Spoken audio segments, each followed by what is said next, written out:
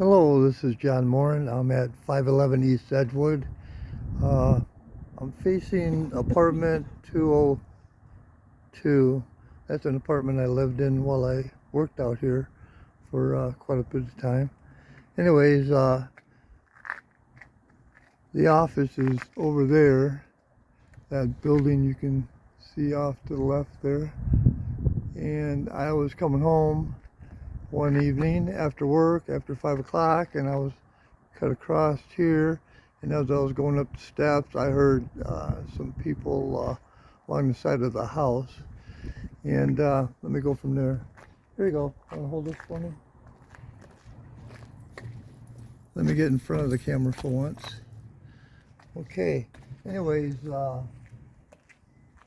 came home I was carrying my toolbox, and I'd actually come in and gone into the apartment and entered into the apartment. In the apartment was Sherry. There was a girl by the name of Debbie. There was a black guy, and I believe Debbie had a baby that she was taking care of. And after I set my tools down, I heard some commotion outside, and I came back outside, and I seen three girls picking chunks of ice and throwing them at the sliding glass door of my apartment. My response was to go down and confront them in a way of trying to figure out what was going on. I went up to them in a friendly manner, and I asked them what they were doing. And they told me that they were going to beat that girl's ass in the apartment. And I said, well, what for? And they really didn't have a response to that. They just said, well, because. And I said, well, I work here at the apartment complex, and that's about $1,000 if you break that sliding glass door, and you'd be liable for that. And I encouraged them to walk over to the apartment complex office, and if they had a complaint, to discuss it with them. They would handle it. After a few minutes of talking to them, those three good-looking girls throwing chunks of ice at my slider, that kind of caught me off guard. But I thought we had everything settled, and we both, the three girls and myself, all started to walk away. I came up the steps, and I got about halfway up them. These are brand new steps compared to what they were before, and they were following. And so I decided to let them know that, oh, by the way, that apartment is where I live too, and if somebody said something or did something, I apologize, because I don't tolerate any kind of disrespect of any sort. I'm gonna go in there, I'm gonna find out what happened, and I'm gonna rip some ass if anybody did anything wrong. Other than that, if you feel that there's an issue, go over to the apartment complex. They'll discuss it with you, okay? And then I turned back around and entered the apartment, and as I opened up the door, I got pushed. I tripped over the step here, but I caught myself in the corner, and I was able to lift up and cover up, because all three of them were attacking me, throwing punches at me, trying to knock me down.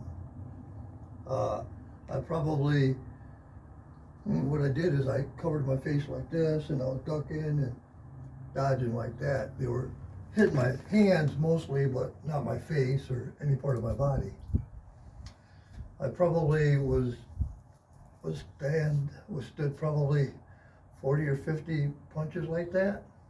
And one of them got the idea and actually grabbed with both her arms my elbow right here, wrapped around my arm, and dropped down, forcing my hand to go down. And as soon as that happened, I got hit right in the nose.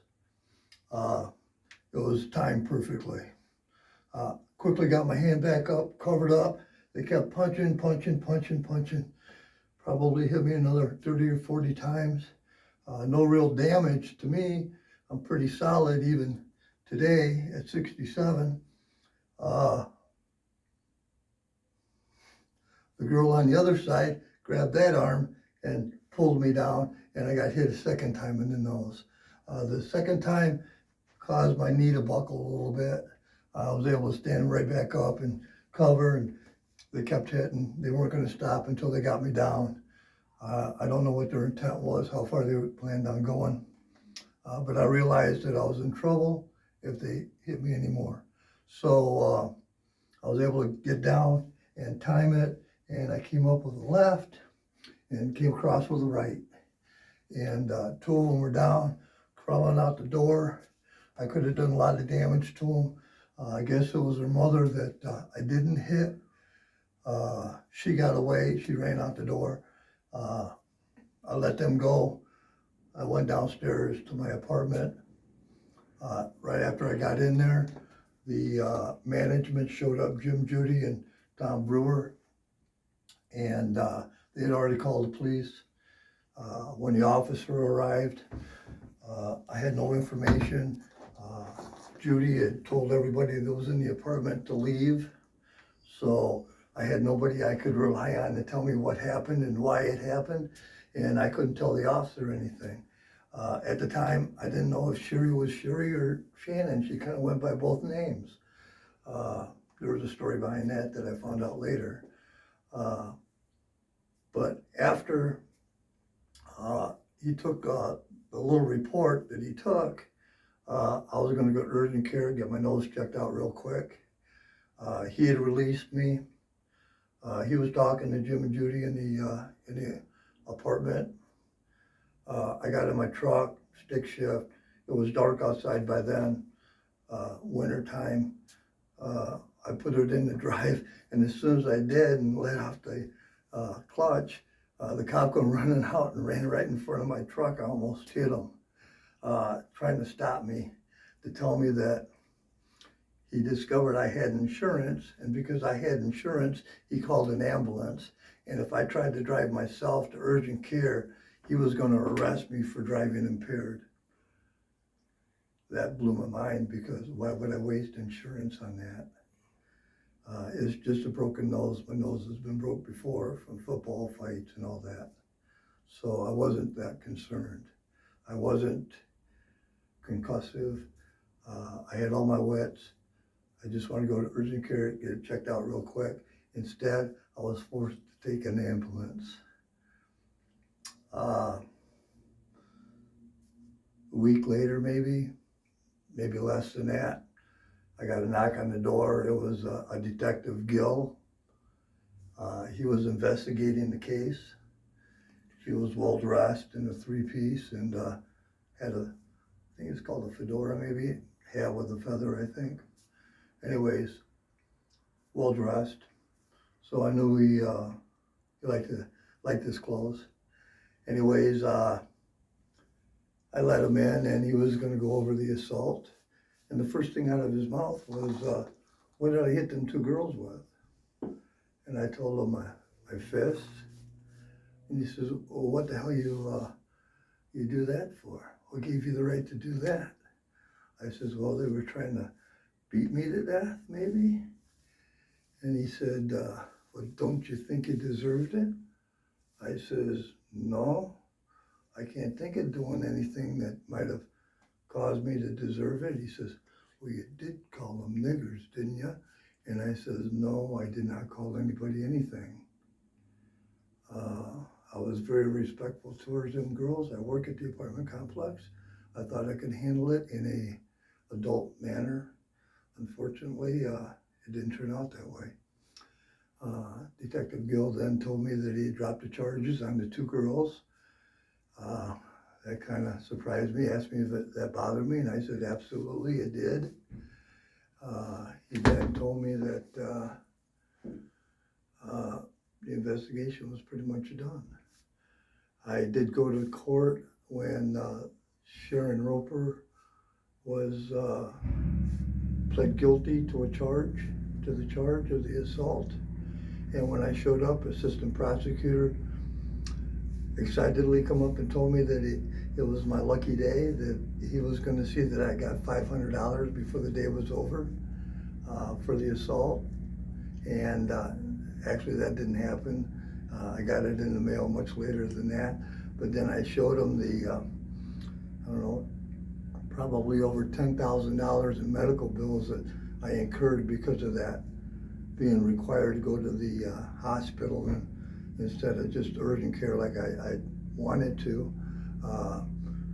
He turned his back on me and walked away. He didn't know what to say. Detective Gill, I plan on getting into him a little bit further because I never really knew about the police report until years later when my house got shot up, and all of the calamity behind that made me get a copy of the FOIA copy of the assault here, and that's when I discovered all of the made-up story, because it's nothing that I had ever said. The other resident, I never yelled for help. I never made any noise at all. It was just a made-up story that the police called a police report, and that bothers me a lot. Anyways, it cost me thousands of dollars out of my own pocket as the victim, because of the choice that Gill did in playing a race card against me when he had no right to do that. I'm not a racist, never have been, and a lot of people would tell you that I'm not. So, thank you.